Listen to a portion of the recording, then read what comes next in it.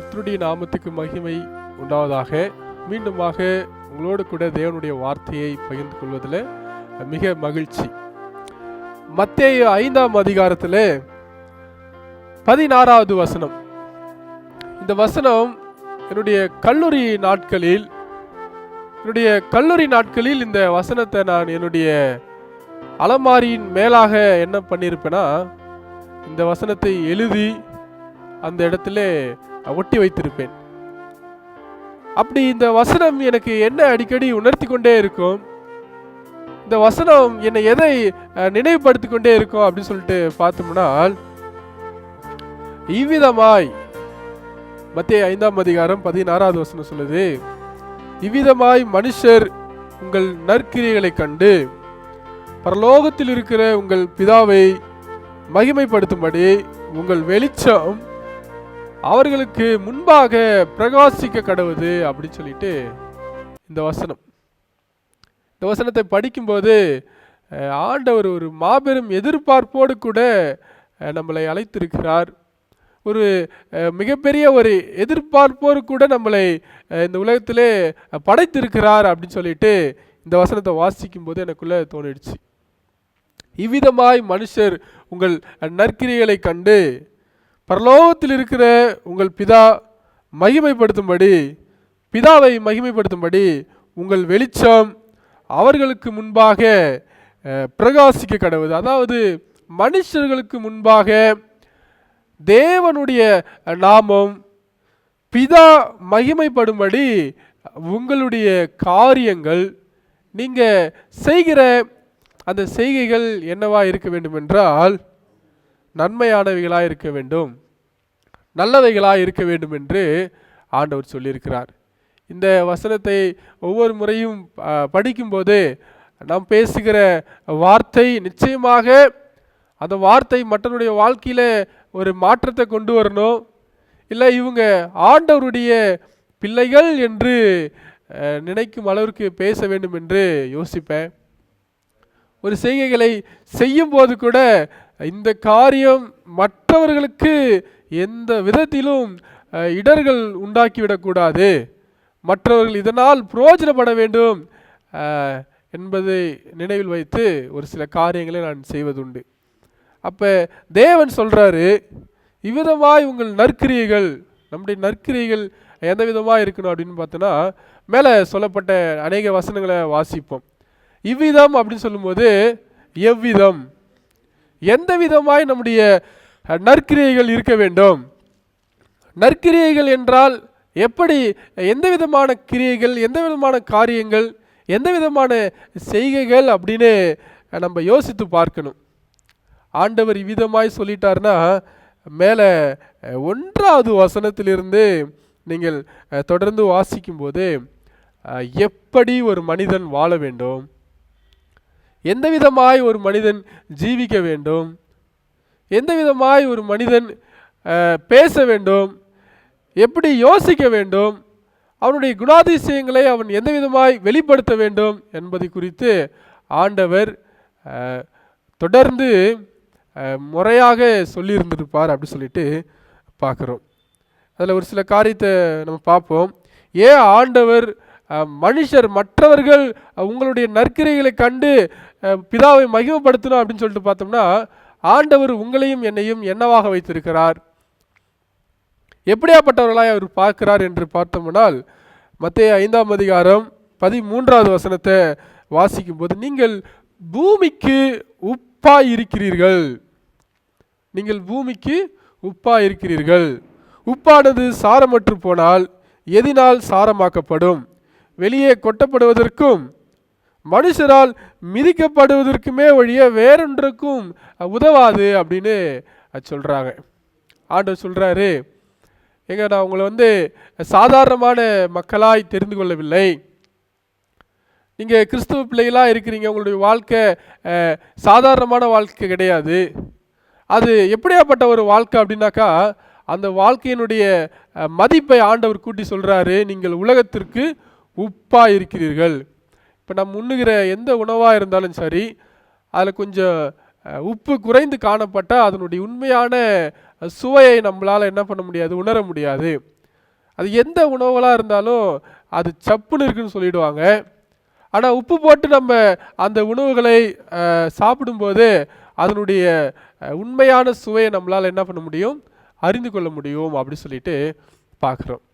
அப்போ நீங்களும் நானும் இந்த உலகத்திற்கு உப்பா இருக்கிறோம் என்றால் எல்லாருக்கும் பிரயோஜனமுள்ள ஒரு வாழ்க்கையை வாழணும் அப்படி சொல்லிட்டு ஆண்டவர் என்ன பண்ணியிருக்காரு, நம்மளை அழைத்திருக்கிறார். நீங்கள் பூமிக்கு உப்பா இருக்கிறீங்க, இந்த உலகத்துக்கே நீங்கள் தான் உப்பு. நீங்கள் தான் அந்த அந்த மற்றவருடைய வாழ்க்கைக்கு ஒரு நல்ல எடுத்துக்காட்டான ஒரு வாழ்க்கையை வாழ வேண்டும் என்பதற்காக ஆண்டவர் இப்படியாக உங்களை என்ன பண்ணுறாரு, அழைத்திருக்கிறார். ஒருவேளை உங்களுடைய வாழ்க்கையும் என்னுடைய வாழ்க்கையும் தேவன் அழைத்த நோக்கத்தை நிறைவேற்ற முடியவில்லை என்றால் நம்ம இதற்கு பயன்படுவோம் என்றால் கீழே கொட்டப்படுவதற்கும் அநேக மனிதர்களால் மிதிக்கப்படுவதற்குமே ஒழிய வேற ஒன்றுக்கும் உதவ மாட்டேன் அப்படின்னு சொல்லிட்டு ஆண்டவர் சொல்றார். நம்ம உதவியாக இருக்கணும் மற்ற மனிதர்களுக்கும் தேவனை அறியாத பிள்ளைகளுக்கும். யாரெல்லாம் உதவிக்காக ஏங்கி இருக்கிறார்களோ அவர்களுக்கு உதவி செய்யும் வகையில் நம்முடைய வாழ்க்கை என்ன பண்ணணும்னா இருக்கணும் அப்படி சொல்லிட்டு பார்க்குறோம். அதான் வசனம் சொல்லுது, நீங்கள் பூமிக்கு உப்பாக இருக்கிறீங்க. பெரிய ஒரு மதிப்புடைய மக்களாய் ஆண்டவர் உங்களையும் தேர்ந்தெடுக்கிறாரு. நம்ம சாரமற்று காணப்படக்கூடாது. அன்பு செலுத்துவதில் நம்முடைய சாரமானது அதிகமாக இருக்கணும். மன்னிக்கிறதுல நம்முடைய அன்பு, அந்த மன்னிக்கிற சாரமானது அதிகமாக இருக்கணும்.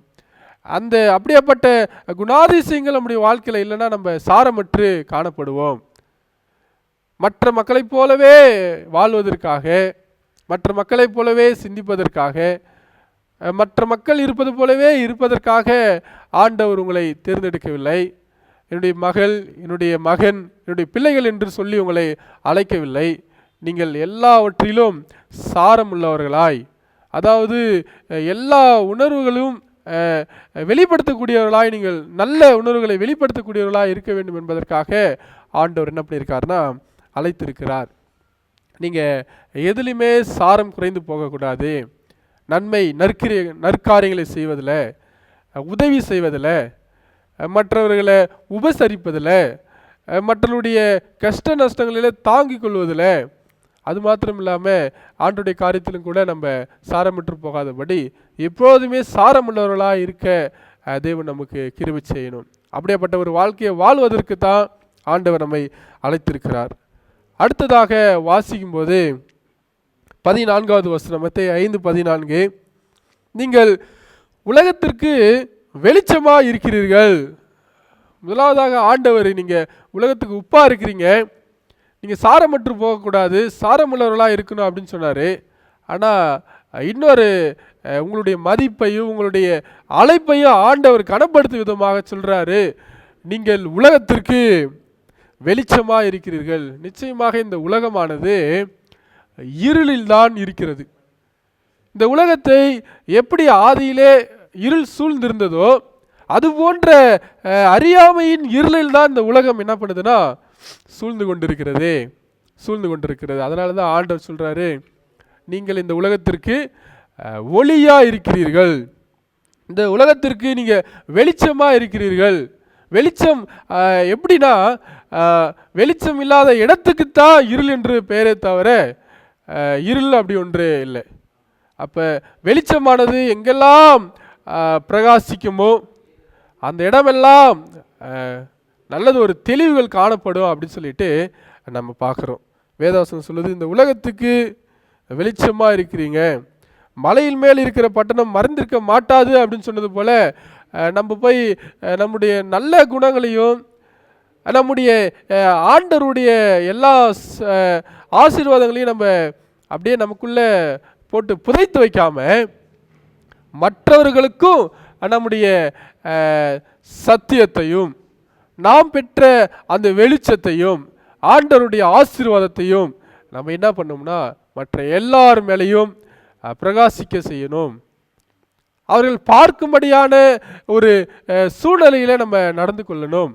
ஏன்னா இந்த உலகமே கிறிஸ்தவன் சொல்லும்போது அவங்கள ஒரு விசேஷமான ஒரு கண்ணோட்டத்தில் பார்ப்பாங்க. ஒருவேளை அவங்க தவறு செய்வாங்களா என்பதற்காக கூட அவங்கள ஒரு சிலர் பார்ப்பது உண்டு. ஆனால் ஆண்டவர் நிச்சயமாக நம்மளை அப்படிதான் வைத்திருக்கிறார். எல்லாருக்கும் வெளிச்சமாகவும் எல்லாரும் நம்மளை பார்த்து அவர்களுடைய வாழ்க்கையில் நல்ல காரியங்களை செய்வதற்காகவும் தான் ஆண்டவர் நம்மளை என்ன பண்ணியிருக்காருன்னா வைத்திருக்கிறார் அப்படின்னு சொல்லிட்டு பார்க்குறோம். நீங்கள் உலகத்திற்கு உப்பாக இருக்கீங்க. உப்பு இல்லைன்னா சாரமற்று போனது போல இந்த உலகத்துக்கு நீங்களும் நானும் எடுத்துக்காட்டான ஒரு வாழ்க்கையை வாழ்வதற்காகத்தான் தேவன் நம்மளை அழைத்திருக்கிறார். இந்த உலகத்திற்கு நீங்கள் வெளிச்சமாக இருக்கீங்க. வெளிச்சம் இல்லைன்னா நம்மளால் ஒரு பாதையில் பயணிக்க முடியாது. நமக்கு முன்பதாக எவ்வளோ பெரிய ஆபத்துகள் இருக்குது அல்லது எவ்வளோ பெரிய நன்மைகள் இருக்குது என்பதை கூட நம்மளால் என்ன பண்ண முடியாது, தெரிந்து கொள்ள முடியாது. அப்போ அவை ரெண்டையும் நம்ம மற்றவர்களுக்கு வெளிப்படுத்தக்கூடிய பிள்ளைகளாக இருக்க வேண்டும் என்பதற்காக தான் ஆண்டவர் உங்களை நீங்கள் வெளிச்சமாக இருக்கிறீங்க அப்படின்னு சொல்லிட்டு ஆண்டவர் சொல்கிறார். அப்போ நம்முடைய செய்கைகள், நாம் நடந்து கொள்கிற அந்த நடைமுறைகள், நம்முடைய பழக்க வழக்கங்கள், நாம் மற்றவர்களோடு கூட ஏற்படுத்துகிற எந்த ஒரு செய்கைகளாக இருந்தாலும் அது எந்த அளவுக்கு நன்மையானவைகளாய் நல்லவைகளாய் இருக்க வேண்டும் என்பதை நீங்கள் பார்த்து கொள்ள வேண்டும். ஏன்னா இந்த உலகமே உங்களை பார்த்து கொண்டிருக்கிறது. அவர்களுக்கு ஒரு எடுத்துக்காட்டு எப்படி ஒரு மனிதன் வாழ வேண்டும் என்பது சொல்வதற்காகத்தான் ஆண்டவர் உங்களை என்ன பண்ணியிருக்காருன்னா அழைத்திருக்கிறார் அப்படின்னு சொல்லிட்டு நம்ம பார்க்குறோம். அதனால் நீங்களும் நானும் பெற்ற அந்த சத்தியத்தையும் சரி, நீங்களும் நானும் ஆண்டவரிடத்தில் கற்றுக்கொண்ட அந்த குணாதிசயங்களையும் சரி, நீங்களும் நானும் ஆண்டவரிடத்தில் பயின்று கொண்ட அவருடைய அனைத்து விதமான ஆலோசனைகளையும் சரி நமக்குள்ளேயே போட்டு அடக்கி வைக்காத அளவுக்கு அதை மற்றவர்களுக்கும் பிரயோஜனம் உள்ள வகையில் நம்ம அதை நடைமுறையில் அவங்களுக்கு நம்ம காட்டணும் அப்படின்னு சொல்லிட்டு பார்க்குறோம். அப்போ விளக்கை கொளுத்தி மரக்காலால் மூடி வைக்காமல் விளக்கு தண்ணீர் மேல் வைப்பார்கள், அப்போது அது வீட்டில் உள்ள யாவருக்கும் வெளிச்சம் கொடுக்கும் அப்படின்னு சொல்லிட்டு நம்ம பார்க்குறோம். சண்டையே வராத இடத்துல போயிட்டு நான் சண்டை போட மாட்டேன்னு சொல்கிறது அது எந்த விதத்திலும் நியாயம் கிடையாது. கோபப்படுத்தாத ஒரு இடத்துல இருந்துக்கிட்டு நான் கோபப்பட மாட்டேன் அப்படின்னு சொல்கிறது எந்த விதத்திலும் நியாயம் கிடையாது. நம்ம ரொம்ப சொகுசான இடத்துல போயிட்டு எனக்கு ஒரு கஷ்டமும் இல்லை அப்படின்னு சொல்கிறதுலாம் நியாயம் கிடையாது. சண்டை வர இடத்துல நம்ம சண்டை போடாமல் அமைதியாக ஆண்டவருடைய குணத்தை வெளிப்படுத்துகிறோம் பார்த்தீங்களா, அதுதான் அப்படியேப்பட்ட ஒரு வாழ்க்கையை வாழ தான் ஆண்டவர் உங்களை அந்த இடத்துல வச்சுருக்கிறாரு. இல்லை கோவம் வர்ற இடத்துல நம்மளை வச்சுருக்கிறாருன்னா அங்கே உங்களுடைய கோவப்படாத தன்மைகளை நீங்கள் மறைத்து வெளிப்படும் போது தான் அந்த இடத்துல நீங்கள் தேவனுடைய நாமம் மையப்படத்தக்கதாக வாழ்கிறீங்க அப்படின்னு இந்த இடத்துல நம்ம பார்க்குறோம். அப்போ இந்த விதமாக தான் இந்த தேவன் உங்களை என்ன சொல்கிறாருன்னா வாழ சொல்கிறாரு. மனிதர்களுக்கு முன்பதாக நீங்கள் நற்காரியங்களை, நற்கிரியைகளை, நல்ல நல்ல செய்கைகளை செய்ய வேண்டும் என்பது தான் ஆண்டவருடைய விருப்பமாக இருக்கிறது. மனுஷருக்கு முன்பதாக யோக்கியமானவைகளை செய்ய நாடுங்கள் என்று ரோமரில் நம்ம வாசிக்கிறோம். அப்போ மனுஷர்கள் முன்பதாக யோக்கியமானதுன்னா நல்ல காரியங்களை செய்யணும். மற்றவர்கள் வாழ்க்கையில் நம்ம செய்கிற காரியமானது நல்ல ஒரு மாற்றத்தை கொடுக்கக்கூடியதாக இருக்கணும்.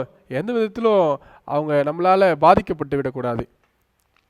எந்த விதத்திலும் நம்மால் எந்த ஒரு சோதனைக்குள்ளாக, கஷ்டத்துக்குள்ளாக, மன வேதனைக்குள்ளாக அவங்க சென்று விடக்கூடாது என்பதில் நம்ம கவனமாக இருக்கணும்.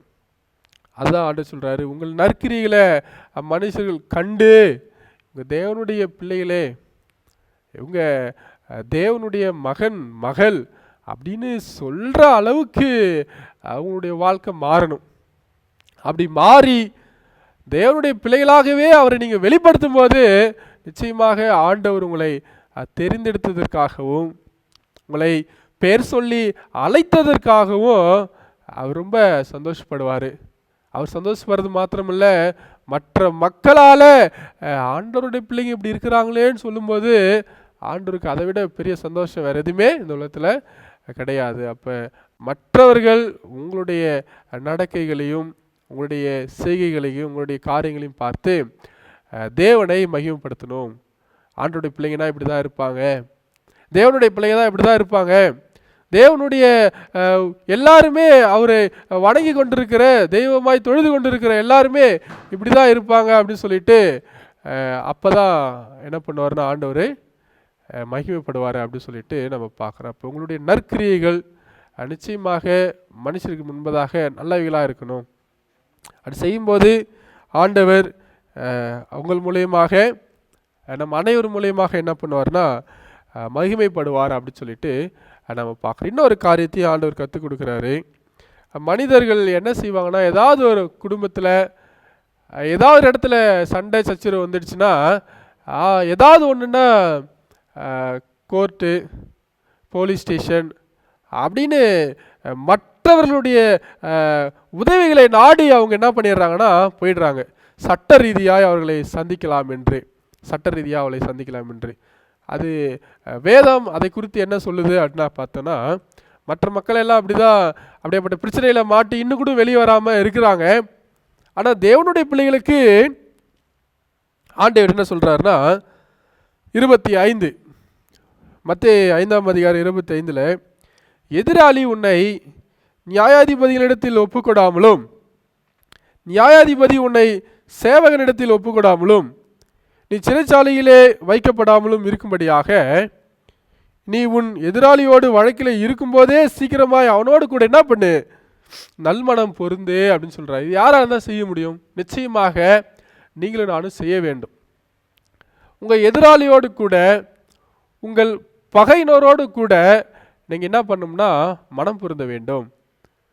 ஏன் அப்படின்னாக்கா, நம்மளை நியாயாதிபதிகிட்ட ஒப்பு கொடுப்பாங்க, அடுத்து சேவகனிடத்தில் ஒப்பு கொடுப்பாங்க, இல்லை அதுக்கு அடுத்தது சிறைச்சாலையில் நம்மளை ஒப்பு கொடுப்பாங்க. இதெல்லாம் நடக்கிறதுக்கு நம்ம வழி கொடுக்காம, இதெல்லாம் நடக்க நம்ம அனுமதிக்காமல் போகிற வழியிலே நம்ம எதிராளியோடு கூட நல்மனம் பொருந்துறதுக்கு நம்ம இருக்கணும். ஒரு வேளை அப்படி நல்மனம் பொருந்த முடியல, நமக்குள்ள அந்த ஈகோ, நமக்குள்ள அந்த பெருமை, அந்த கோபம், அந்த எரிச்சல் நம்மளை இல்லை ஒன்று பார்த்துருவோம் அப்படின்னு நமக்கு தோணும்போது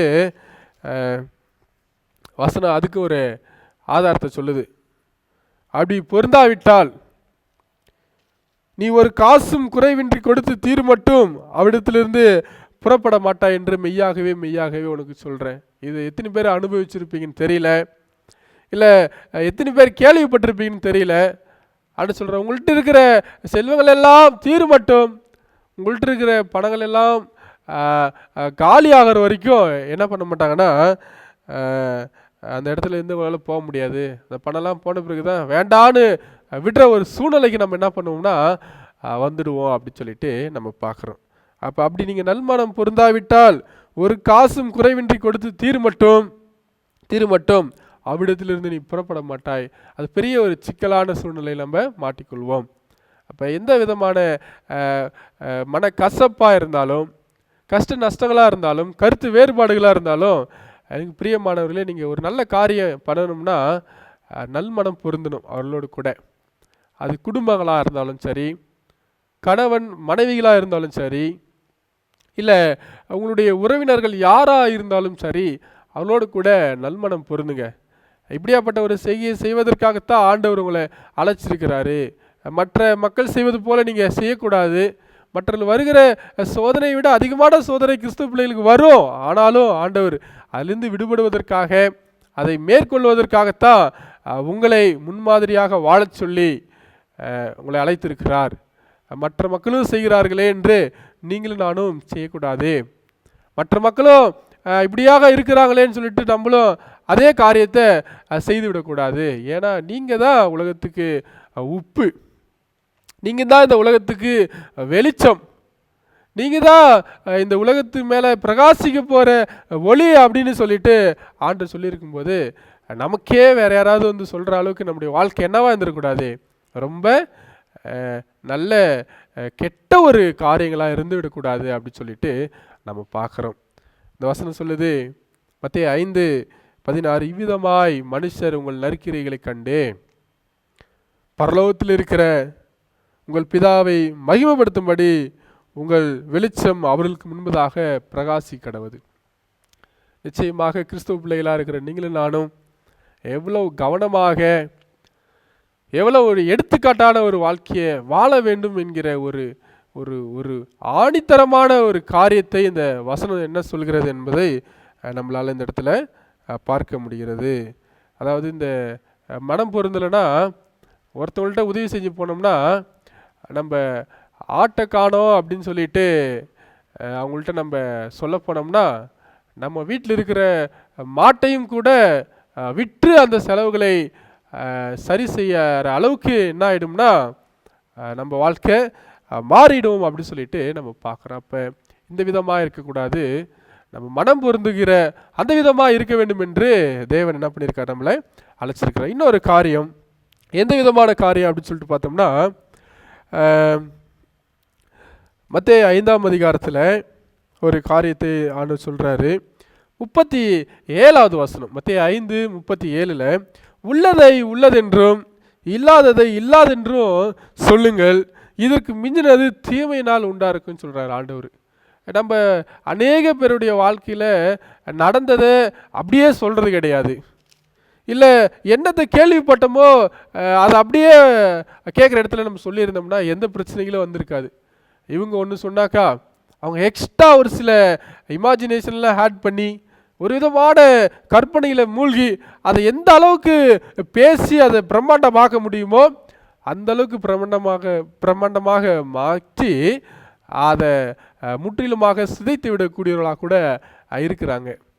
நடந்ததுன்னா இதுதான் நடந்தது, செஞ்சனா இதுதான் செஞ்சேன், இதுதான் பண்ணேன், ஏதோ தெரியாமல் கூட செய்துட்டேன் அப்படின்னு சொல்லிட்டு உள்ளதை உள்ளதென்றும் இல்லாததை இல்லாததென்றும் நீங்கள் சொல்லும்போது நிச்சயமாக நம்முடைய வாழ்க்கையில் என்னென்னா நன்மை நடக்குது அப்படின்னு சொல்லிட்டு ஆண்டு சொல்லுவோம். ஒருவேளை இல்லை நம்ம மாற்றி சொல்லி இந்த சூழ்நிலை தப்பிச்சிடலாம், இல்லை மாற்றி சொல்லி இந்த காரியத்திலிருந்து நம்ம தப்பித்து விடலாம் அப்படின்னாக்கா ஆண்டு சொல்கிறாரு, உனக்கு தீமை தான் உண்டா இருக்கும். அதனால் உண்மையை பேச பழகிக்கொள்ளணும். ஏன்னா எல்லாருமே உங்களை உற்று நோக்கிட்டு இருக்காங்க அப்படின்னு தான் நம்ம நினைக்கணும். தேவ தூதர்களுக்கு சாட்சிகளாக தேவன் உங்களையும் என்னையும் படைத்திருக்கிறார் என்று நம்ம வேதத்தில் வாசிக்கிறோம். அதுபோல் இந்த உலகத்தில் வாழ்கிற மக்களுக்கும் இந்த இருளில் அறியாமையில் இருக்கிற மக்களுக்கும் நீங்கள் தான் என்ன அப்படின்னு சொல்லிட்டு பார்த்தோம்னா வெளிச்சம், உப்பு, நீங்கள் தான் ஒரு எடுத்துக்காட்டு. அதனால் நீங்கள் பேசுகிற அந்த பேச்சானது, நீங்கள் சொல்லுகிற அந்த சொல்லானது என்னவா இருக்கணும் அப்படின்னா உள்ளதென்றும் இல்லாதென்றும் சொல்லக்கூடியவர்களாக இருக்கணும் அப்படின்னு சொல்லிட்டு இந்த இடத்துல ஆண்டு சொல்கிறாரு. ஒருத்தவங்க நமக்கு தீமை செய்கிறாங்கன்னு நமக்கு தெரியுது. அப்போ அந்த நேரத்தில் நான் எப்படி நல்லதா நான் என்ன பண்ணணும் அப்படின்னு நமக்குள்ளே யோசித்தோம்னா வசனம் சொல்லுது. மத்தேயு 5ஆம் அதிகாரம் 39, நான் உங்களுக்கு சொல்லுகிறேன், தீமையோடு எதிர்த்து நிற்க வேண்டாம், ஒருவன் உன்னை வலது கன்னத்தில் அறைந்தால் அவனுக்கு மறுகணத்தை நீ திருப்ப காட்டு அப்படின்னு சொல்லிட்டு கொடு அப்படின்னு சொல்லிட்டு ஆண்டவர் சொல்கிறாரு. அப்போ இந்த விதமாய் கூட ஆண்டவர் வாழ்வதற்கு உங்களை அழைச்சிருக்கிறார். இந்த விதமாய் நற்காரியங்களை செய்வதற்காக ஆண்டவர் உங்களை அழைச்சிருக்கிறார். யார் தான் ஒரு கன்னத்தை அறிந்தால் மறு கன்னத்தை காட்டுவாங்க? கஷ்டம். ஆனால் ஆண்டவர் அப்படி ஒரு வாழ்க்கையை வாழ்வதற்காகத்தான் ஆண்டவர் உங்களை அழைச்சிருக்கிறார். அப்படி யாரெல்லாம் செய்ய முடியாத ஒரு செய்கையை ஆண்டவருக்காக செய்கிறாங்களோ அவங்களால தான் ஆண்டவர் மகிமைப்படுவார். மனுஷர் செய்கிறதே நம்மளால் தீமைக்கு தீமை, நீ என்னை அடிச்சதால் அவனை அடிப்பேன், நீ என்னை பேசினா நான் பேசுவேன், அது மனுஷர் செய்கிறாங்க. ஆண்டவர் அந்த இடத்துல மகிமைப்பட மாட்டார், கனவீனப்படுத்தப்படுறாரு. ஆனால் நீங்களும் நானும் தீமையோடு எதிர்த்து நிற்காம ஒரு கன்னத்தை காட்டினா அறைந்தால் இன்னொரு கன்னத்தை நம்ம கொடுக்கறதுனால ஆண்டவர் என்ன பண்ணுறாருன்னா மகிமைப்படுறாரு அப்படின்னு சொல்லிட்டு பார்க்குறோம். 40வது வசனம், உன்னோடு வழக்காடி உன் வஸ்திரத்தை எடுத்துக்கொள்ள வேண்டும் என்கிறவனுக்கு உன் வஸ்திரத்தை விட்டுவிடு. அப்படி அவங்க ஆசைப்படுறாங்க, அவங்க இப்போ எப்படியே கொடுக்கறது அப்படின்னாக்கா நீங்கள் கொடுங்க, நிச்சயமாக நீங்கள் இழந்து போனதை விட பல மடங்கு ஆண்டவர் உங்களுக்கு கொடுக்குறவராக இருக்கிறார். இதுதான் நீங்களும் நானும் செய்ய வேண்டியது, மனுஷர்களுக்கு ஒரு எடுத்துக்காட்டாக இருக்க வேண்டியது அப்படின்னு சொல்லிட்டு ஆண்டவர் என்ன பண்ணுறாருன்னா அவர் நம்பி வந்த மக்களுக்கு சொல்கிறார். நிறைய பேர் வரல, உலகத்தில் அவ்வளோ மக்கள் இருந்தாலும் கூட ஒரு சில குறிப்பிட்ட மக்களுக்கு தான் இந்த ஆலோசனைகளையும் அறிவுரைகளையும் ஆண்டவர் என்ன பண்ணுறாருன்னா சொல்லுகிறவராக இருக்கிறாரு அப்படின்னு சொல்லிட்டு நம்ம பார்க்குறோம். அப்போ உன்னோடு வழக்காடி எடுத்துக்குன்னு ஆசைப்படுறவங்களுக்கு என்ன பண்ண, நீ கொடுத்துரு, அது தீமைன்னு தான் தெரியுது, ஆனால் என்ன பண்ண, நீ விட்டு விடு அப்படின்னு சொல்லிட்டு ஆண்டவர் இந்த இடத்துல சொல்கிறாரு. ஒருவன் உன்னை 1 மைல் தூரம் நடக்க பலவந்தம் பண்ணினால் அவனோடு கூட 2 மைல் தூரம் நீ என்ன பண்ணு, போ, முற்றிலுமாக முற்றிலுமாக நீ நினைக்கிறதுலாம் நல்லதுன்னு நினச்சிட்டு இருக்க, அது தவறு அப்படின்னு சொல்லிட்டு அவங்களுக்கு புரிய வைக்கிற அளவுக்கு நம்ம வாழணும் அப்படின்னு சொல்லிட்டு தான் ஆண்டவர் என்ன பண்ணியிருக்கார், நம்மளை இந்த இடத்துல அழைத்திருக்கிறார். அப்போ நீங்களும் நானும் நம்மளை விசேஷித்தவர்கள் சொல்லிக்கலாம், அழைக்கப்பட்டவர்கள் சொல்லியிருக்கலாம், தெரிந்து கொள்ளப்பட்டவர்கள் சொல்லியிருக்கலாம். ஆனால் ஆண்டவர் நிச்சயமாக அதுக்கு தான் அழைத்திருக்கிறார் அப்படின்னு சொல்லிட்டு அவரே சாட்சி கொடுக்குறார். ஏன்னா 47 மத்தேயு 5ஆம் அதிகாரத்தில் 47, நீங்கள் விசேஷித்து செய்வதற்காக நான் உங்களை அழைத்திருக்கிறேன் அப்படி சொல்கிறார். விசேஷித்து செய்வதற்காக உங்களை நான் அழைத்திருக்கிறேன். நீங்கள் விசேஷித்து செய்யணும். அது எந்த காரியங்களாக இருந்தாலும் விசேஷித்து கோவம் வர்ற இடத்துல நம்ம கோவத்தை தான் வெளிப்படுத்தணும்னு கிடையாது. அது யார் வேணாலும் பண்ணுவாங்க. ஆனால் அந்த இடங்களிலே நம்ம ஆண்டவரை வெளிப்படுத்த வேண்டும். ஒரு இடத்துல பேசக்கூடாத வார்த்தை நம்முடைய இதயத்தில் புறப்பட்டு வருதுன்னா அதை அப்படியே பேசிடக்கூடாது. அதை நம்ம என்ன பண்ணோம்னா மனதிலே தக்க வைத்து கொள்ள வேண்டும். அதுதான் நமக்குள்ள இருக்கிற ஒரு விசேஷம். அவனும் உலக மக்களை போல தான், அவளும் உங்களுக்கு கிறிஸ்துவர்களுக்கும் மற்ற மக்களுக்கு என்ன ஒரு வித்தியாசம் அப்படின்னு சொல்லிடக்கூடாது யாரும். அவங்க தேவனுடைய பிள்ளை, அவங்க தேவனுடைய நாமத்தை தொழுது கொள்கிறவர்கள், ஆண்டவருடைய மக்களுங்க அப்படின்னு சொல்கிற அளவுக்கு நம் அனைவருடைய வாழ்க்கையை என்ன பண்ணோம்னா இருக்கணும். அப்படி மற்ற மக்களால் தேவனுடைய நாமம் மகிமைப்படுவதற்காக நீங்கள் நானும் வாழணுமே தவிர நம்முடைய சொந்த மகிமைக்காக, சொந்த பெருமைக்காக நம்ம என்ன பண்ணக்கூடாது, வாழக்கூடாது அப்படின்னு சொல்லிட்டு பார்க்குறோம். ஆகையால் கடைசியாக ஒரு வசனம் இருக்குது, மத்தேயு 5ஆம் அதிகாரம் 48. ஆகையால் பரலோகத்தில் இருக்கிற உங்கள் பிதா பூரண சர்க்குணராய் இருக்கிறது போல நீங்களும் பூரண சர்க்குணராய் இருக்க கடவீர்கள் அப்படின்னு சொல்லிட்டு ஆண்டவர் சொல்கிறார். இதுதான் அவருடைய ஒரு மாபெரும் வேண்டுகோளாக இருக்கிறது. ஏன் அப்படின்னாக்கா ஆண்டவர் பூரண சர்க்குணராக இருக்கிறாரு. அவருடைய குணத்தில், அவருடைய எண்ணத்தில் எந்த ஒரு தீமையும் கிடையாது, எந்த ஒரு பட்சபாதமும் கிடையாது. அவர் சர்க்குணராக இருக்கிறாருன்னா அந்த குணத்தில் ஒரு பூர்ணமுள்ளவராக இருக்கிறது போல நீங்களும் நானும் உங்களுடைய குணத்தில் நல்ல காரியங்களை செய்கிறதுல நீங்களும் நானும் பூரணமுள்ளவர்களாக இருக்கணும். பூரணம்னா முழுமையுடையவர்களாக இருக்கணும். நம்மிடத்தில் எந்த குறைகளும் காணப்படாதபடி, பேச்சில் ஒரு குறை, சரியாக பேச மாட்டான், வாயை திறந்தாலே நல்ல வார்த்தைகள் கிடையாது, அவன் செய்கை சரி கிடையாது, செய்கையை எதை செஞ்சாலும் தவறான செய்கையாகவே இருக்குது. இப்படியாப்பட்ட காரியங்களுக்கு, வார்த்தைகளுக்கு கிறிஸ்துவனுடைய வாழ்க்கையில் இடம் கிடையாது, இடம் கொடுக்கக்கூடாது. நம்முடைய வார்த்தைகளும் நம்முடைய செய்கைகளும் தேவனுடைய சமூகத்தில் ரொம்ப ப்ரெசியஸாக இருக்கணும், ரொம்ப பிரியமானதாக இருக்கணும். அவர் நம்முடைய எல்லா காரியங்களையும், நம்முடைய ஊழியங்களையும், நம்முடைய வாழ்க்கை அனுபவங்களை எல்லாத்தையும் பார்க்கும்போது ஆண்டவர் மகிமைப்படக்கூடியதாக இருக்கணும் அப்படி சொல்லிட்டு இந்த இடத்துல நம்ம வாசிக்கிறோம். அப்போ அப்படியேப்பட்ட ஒரு வாழ்க்கையை நீங்களும் நானும் வாழ்வதற்காகத்தான் ஆண்டவர் நம்மளை அழைத்திருக்கிறார்.